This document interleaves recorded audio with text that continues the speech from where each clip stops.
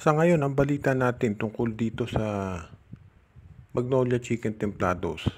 Of course, alam na ninyo siguro kung fans kayo ng Magnolia na natalo sila kagabi dito sa NLEX Road Warriors. Pero nangako ito si Coach Chito Victolero na babaguhin daw niya yung lineup niya at magkakaroon ng mga adjustment. Alam natin na nagka-problema ito talagang si Coach Victolero dahil dito sa injury kay Aris Junicio, pati na dito kay Rom De La Rosa. Pero hindi excuse yan para doon sa naging laro nila, lalo na at itong NLEX. 3 weeks hindi naglaro, dapat yan ay nangalawang. Pero parang Magnolia ang naging rusty.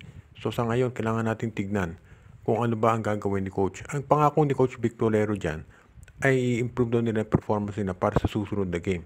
Pero syempre hindi na enough yan dahil parang ang management ay napupuno na rin.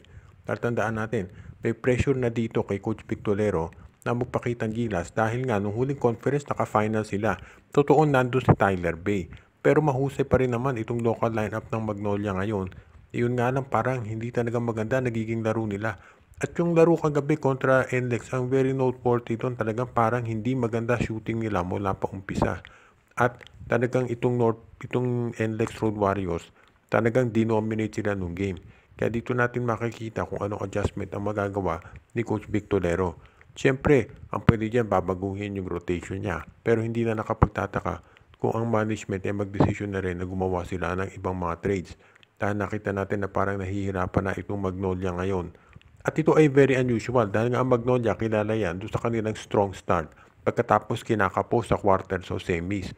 Pero dito pala sa eliminations, medyo nag-i-struggle na sila. At syempre hindi yan katanggap-tanggap doon sa fans at pati na sa management. Kaya asahan natin na magkakaroon ng major moves dito sa Magnolia Chicken Templados. Mukhang ang magiging solusyon dito sa problema kay Mikey Williams ng TNT ay isang sign and trade sa Barangay Ginebra. Kung saan ang mangyayari, itong si Mikey Williams pipirma ng kontrata sa TNT pagkatapos iti-trade sa Barangay Ginebra. Kung sino magiging kapalit, pinag-uusapan pa pero malamang si Jeremiah Gray at ito si Sidney Onwubere. Kapag nangyari yan, matatapos na yung problema ng Ginebra pagdating dito sa kanilang shooting guard dahil alam natin si Scottie Thompson meron pang injury at si Stanley Pringle tumatanda na. So baka mangyari ang palitan Jeremiah Gray plus Onwubere o di kaya naman Jeremiah Gray plus Stanley Pringle. Kasi nga naman ito si Onwubere kinakailangan din ng Ginebra dahil big man yan. Kung makukuha naman nila si Mikey, pwede na nilang i-trade itong si Stanley Pringle dito sa TNT kasama itong si Jeremiah Gray. Kapag nakarecover na mula sa ACL si Jeremiah Gray, magiging magandang addition niya sa TNT tropa dahil scorer yan. At itong si Stanley Pringle, pwedeng-pwede pa yan na maging backup point guard nitong mga makukuha nilang player. For example, si Robert Bolick. Kaya sa tingin ko, magandang solusyon ito para sa TNT. Sa panig naman ng Ginebra, kung makuha nila si Mikey, isipin mo na lang kung meron kang Maverick Hanmisi plus meron ka pang Mikey Williams na magpapalakas dito sa iyong lineup. Kaya sa tingin ko, win-win ito para sa dalawang nabanggit na koponan.